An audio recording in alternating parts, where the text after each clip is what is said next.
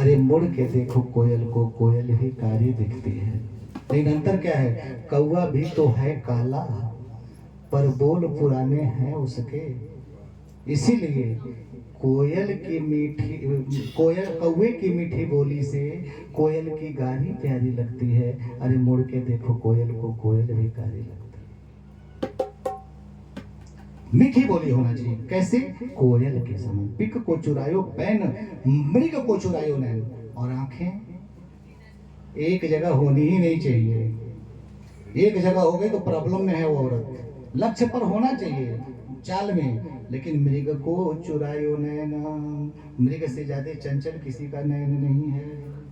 और माता ने नैन मृग से चुरा लिया, मृग को चुरायो नैन।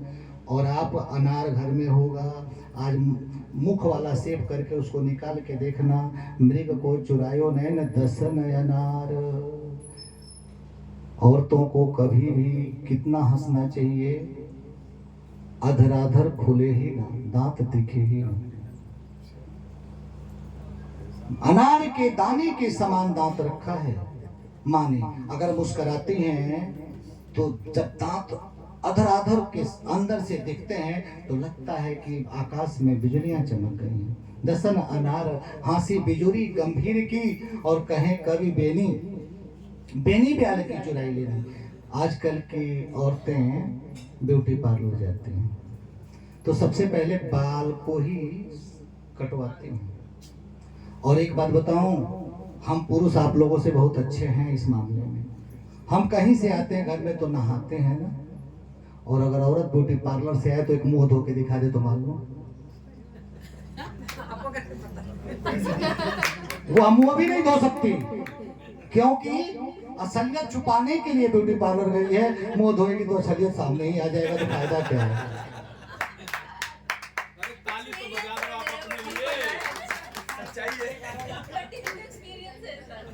बिल्कुल है, टीचर रहा हूं, एक पाकिटमार से लेकर के राष्ट्रपति बनाता हूं, उसमें ऐसे प्रभाव के वालों से भी तो मुलाकात हुई है। अब कहते हैं कि कहे कभी बेनी, माँ की के जो बाल हैं ना वो कमर के नीचे घुटनों तक हैं, और जब वो तीन चोटी वो बनाकर चोटी और उसको रखती हैं तो कहें कभी बेनी, बेनी ब्याल की चुराई लेनी। अब सर्प के समान चोटी लगती है। जब हाथी की मस्त चाल में लचक कमर शेरनी की होती है तो वो चलती है तो लगता है कोई सर्प पहाड़ों पे चल रहा है। अर्थात औरत को कभी भी आगे की सुंदरता से अगर किसी ने पहचाना तो पूर्ण नहीं पहचाना। औरत को चलते हुए पीछे से अगर सम्मान मिल गया तो समझो आपने बहुत कुछ जीत लिया। क्योंकि सौंदर्य से सौंदर्य टकराया तो क्या टकराया, अगर आप पीछे से कुछ टकराएगा तो आपकी आदतें, आपका व्यवहार टकराएगा, और वो व्यवहार आपका उत्तम होगा तो हजारों लोग आपके नाम पर तालियां बजाएंगे, आपके नाम का गुणगान करेंगे। और कुछ तो कमियां हमारे लोगों में है, इस मंच से नहीं कहना चाहिए, लेकिन एक बार जब कभी सम्मेलन में मैं रहता था तो बोला था कि मत गुरूर करो अपने चेहरों पर। आपका जानते हो कब नाम होता है, जब आपके पीछे हम जैसा कोई बेवकूफ बदनाम होता है। इसलिए इस पर गर्व मत करो। जवानी पर क्या गर्व करना भैया,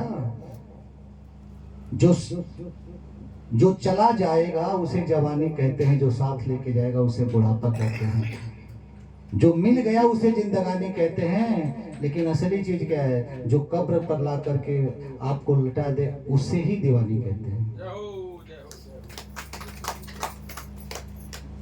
क्योंकि ये अनुभव मुझे मेरे पिता से ही मिला था।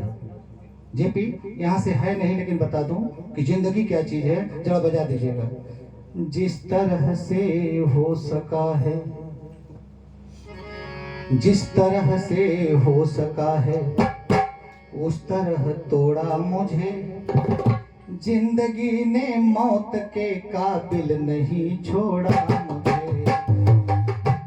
जिस तरह से हो सका है, उस तरह तोड़ा मुझे।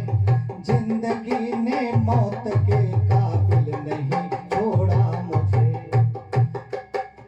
जिंदगी चलती रही है मान कर घोड़ा मुझे, हर समय पर मारती है एक नया कोड़ा मुझे। ये है जिंदगी जो हर समय एक नया कोड़ा मार करके आपको सुधारती है। और आगे, जिंदगी हर वक्त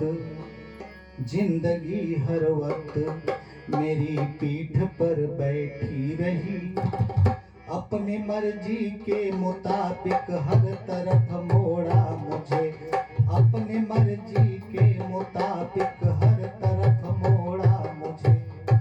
अब इंसान क्या कहता है, ऐ गमे जिंदगी तुमसे इल्तिजा इतनी है बस, छोड़ दे नफरत की भाषा प्यार कर थोड़ा मुझे, छोड़ दे नफरत की भाषा प्यार कर थोड़ा मुझे। किसी की जिंदगी में कोई कह दे कि जिंदगी उससे प्रेम करती है, नहीं करती है, और अंत कहाँ करती है, ऐ रवि जलती चिता से कह गई है लाश यूं, ऐ रवि जलती चिता से कह गई है लाश यूं, जिंदगी ने आग के दरिया में ला छोड़ा मुझे, जिंदगी ने आग के दरिया में ला छोड़ा मुझे। यह जीवन का परम सत्य है।